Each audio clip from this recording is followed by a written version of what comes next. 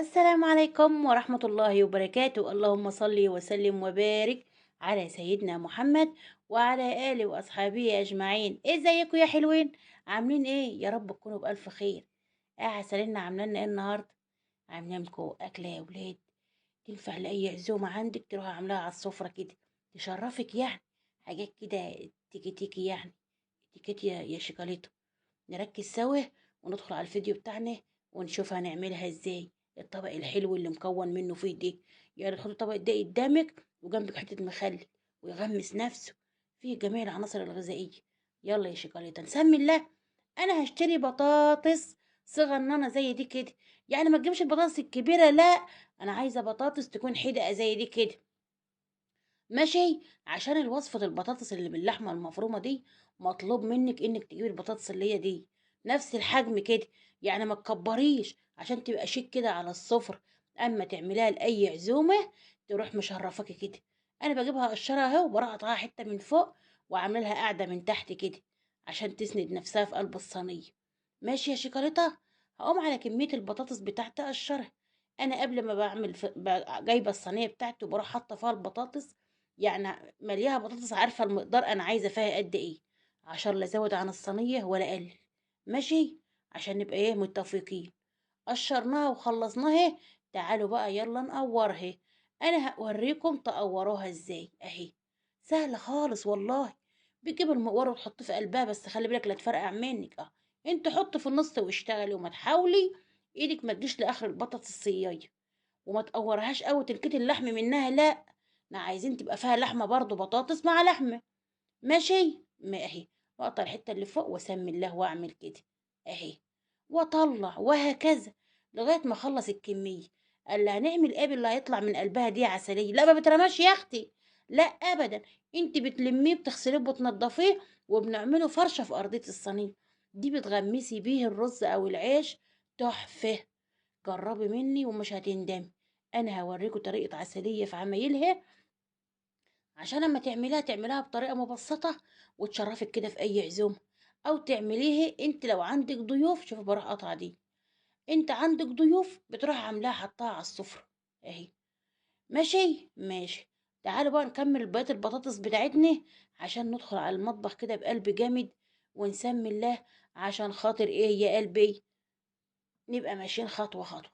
لو اتقطعت منك من تحت ما تقلقيش، انت جنجانة بتحطها في الصينية ومفيش حاجة بتنزل، بتطلع لك زي ما هي زي الفل كده. ماشي ماشي. اهو. هقوم عليها كلها نخورها من قلبها بالرفيع، واجيب الكبير ده لم شوية وهكذا لغاية ما اخلص الكمية دي معايا اهو. شايفين؟ تبع زي ما قلت لكم دي بعمل لها قاعده عشان تتحط في الصينيه.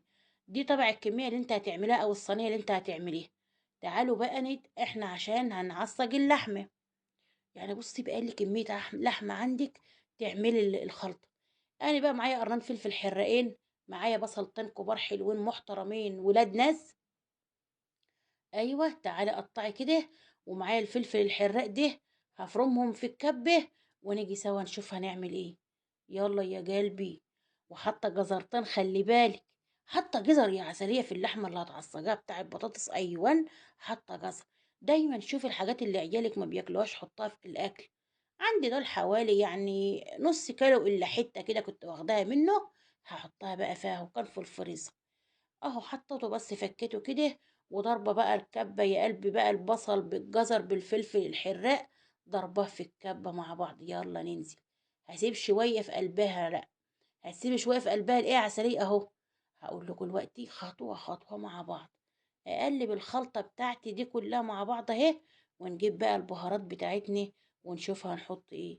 شوية كمون، شوية كزبرة، شوية فلفل اسمر، شوية بهارات لحمة، شوية اللهم صل على النبي ريحة قرفة عشان الزفارة. ماشي كده. حاجات عايزة تحط شطة حط قرفة، هي عايزة تحط شطة حطي. المهم البهارات اللي بتحبيها. وهنحط الملح بتاعنا. وهتعملي ايه تاني يا عسلية؟ لازما يا ولاد نحط للحمة المتعصجة معلقة توم.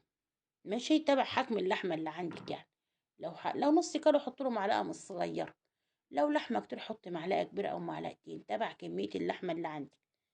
أنا هقلبها كلها هتستوي، مش هتعرفي الجزر من البصل من اللحمة. كده تمام اهو. كل مدى بتدخل في السوا اهي. تعالي بقى نعمل ايه، نجيب جبت معلقه توم، قلبها بقى فيه، بتدي تست عالي اهو. شوفي ما شاء الله، وناشفه وزي الفل. وكل مدى بتدخل في السوا اهي. وعسل عسل عسل.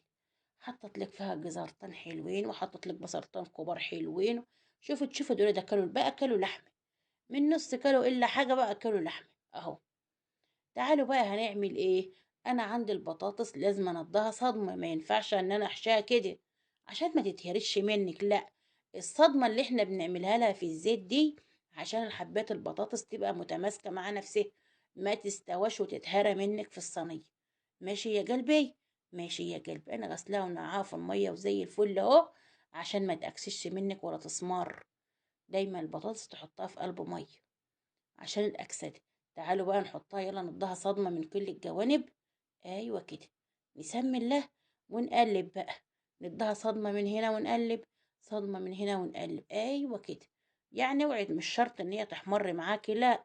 المهم نديها صدمة تتماسك اهي. شوفي مسكت نفسها وزي الفل.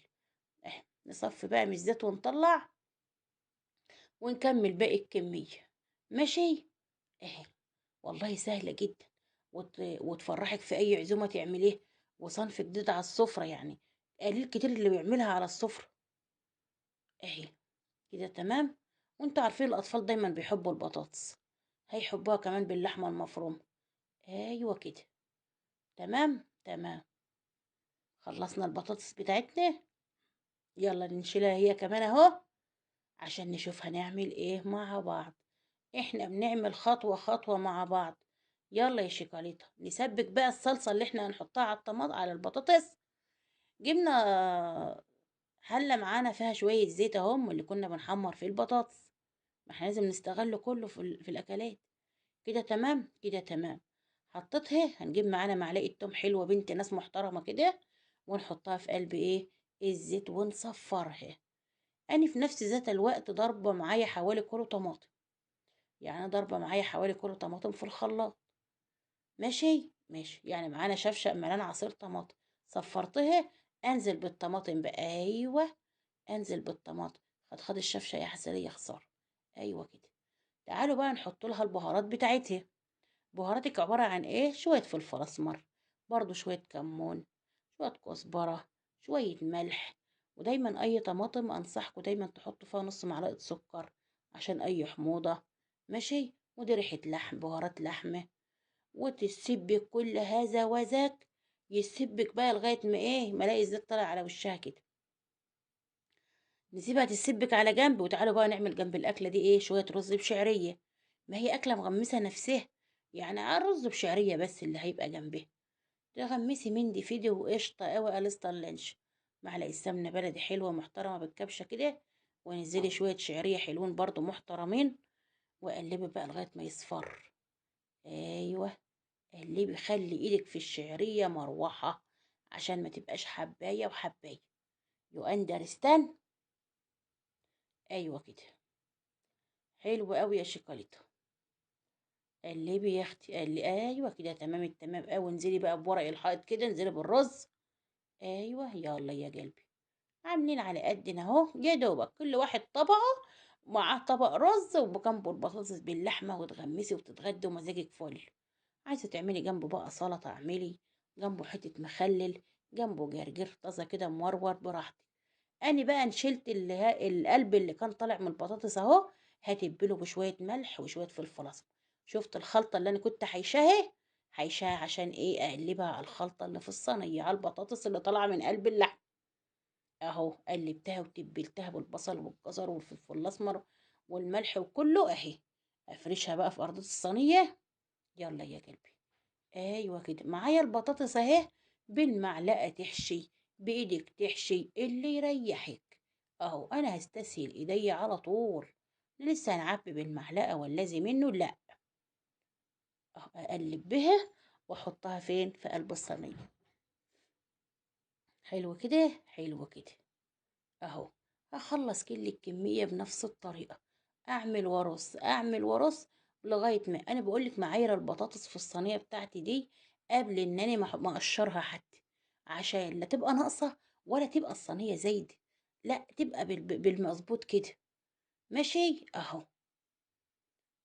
دايمًا عايرة حاجتِك قبل ما تعمليها، عشان ما تهدّريش منها، ومش طبعًا مش هتعملي الحبّتين 3 صينية لوحدهم. كده خلّصتها وجِبت الطماطم معايا أهو، أمسك بقى البطاطساية من دول، أنزل عليها بالصلصة كده، أغسلها بالصلصة كده، عشان تبقى الحبّاية حمرا وطالعة شكلها تحفة كده، ما تبقاش بيضة مكلّحة، ماشي؟ أهي. أيوه، أنزل على البطاطسية من فوق، أخلّي الصلصة تنزل تغسلها. الخطوة اللي بعدها تعملي إيه يا عسلية؟ أدلق عليها الصلصة وأدخّلها في الفرن، بتستوى وتحمر كلٌ في آن واحد أهي. أيوه، انزلي بالصلصة يا عسلية، نزلت بها كلّها أهي، أيوه كده. يعني كل هدف البطاطساية كلّها تاخد من الصلصة، عشان تاخد من طعم التوم كده وتبقى عسل. كده تمام؟ يالّا يا عسلية دخّلي بقى على الفرن. أيوه، ندخّل صينيتنا على الفرن، دخّلتها على تحت لغاية ما غلت شوية كتار، والآخر طلّعتها على الصاجة من فوق. الله! ده استوت والرز استوى، خد لك صباعين في الهوا.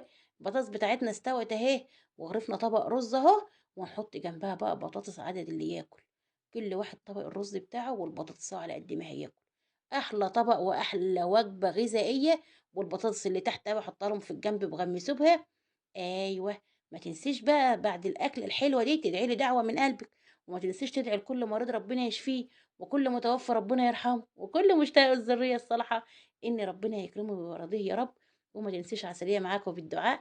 وكانت وصفتنا النهاردة سهلة وبسيطة، لايك وشير يوصل لكم كل ما هو جديد. والسلام عليكم ورحمة الله وبركاته.